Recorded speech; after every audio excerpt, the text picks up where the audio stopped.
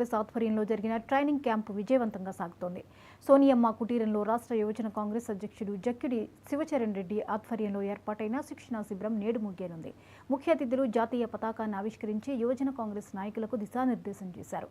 AICC కార్యదర్శి Mahabub Nagar parliament in charge Challa Vamshichander Reddy, TPCC ప్రచార committee chairman మాజీ MP Madhuyashki Goud, AICC member doctor Kota Neelima, sports authority chairman Shivasena Reddy తదితరులు యువజన కాంగ్రెస్ నాయకులకు పలు సూచనలు, సలహాలు చేశారు.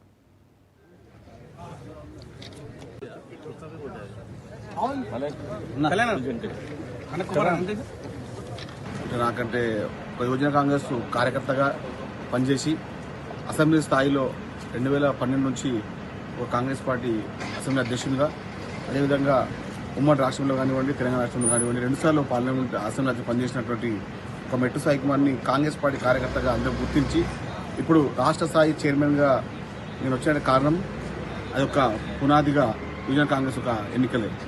కాబట్టి యువజన కాంగ్రెస్ కార్యకర్తగా పనిచేసిన ప్రతి ఒక్క నాయకునికి నాయకత్వ లక్షణాలు వస్తాయి. దానికి మూల కారణం రాహుల్ గాంధీ గారు, ఇప్పుడు రేవంత్ రెడ్డి గారు.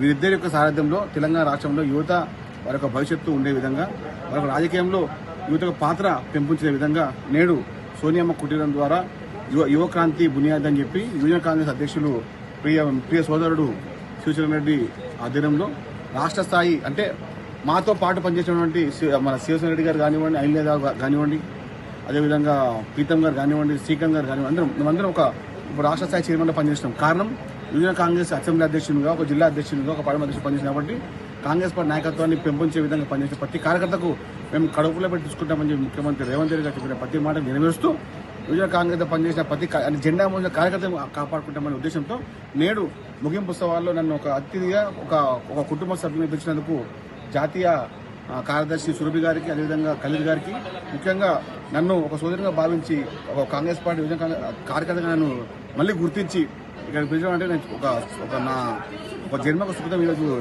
అనిపిస్తుంది నాకు. ఎందుకంటే మేము కాంగ్రెస్ పార్టీ కార్యకర్త పనిచేసే సమయంలో నేడు అదే కాంగ్రెస్ పార్టీ సమావేశానికి అతిథిగా రావడము, యువజన కాంగ్రెస్ కార్యకర్తగా మిమ్మల్ని గుర్తించి తిరగడం అంటే అది కాంగ్రెస్ పార్టీలో సాధ్యమవుతుంది, అది యువజన కాంగ్రెస్లో అవుతుంది. కాబట్టి నన్ను ఈ స్థాయికి తీసుకొచ్చినటువంటి యువజన కాంగ్రెస్ కుటుంబ సభ్యులందరికీ ఎప్పుడు జన్మత రుణపడి ఉంటాను.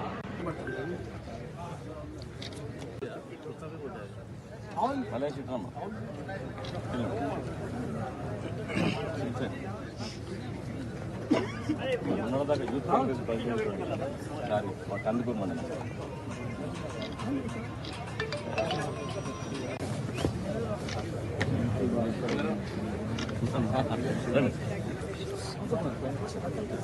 కుమార్ అన్న కళ్యాణ్ కుమార్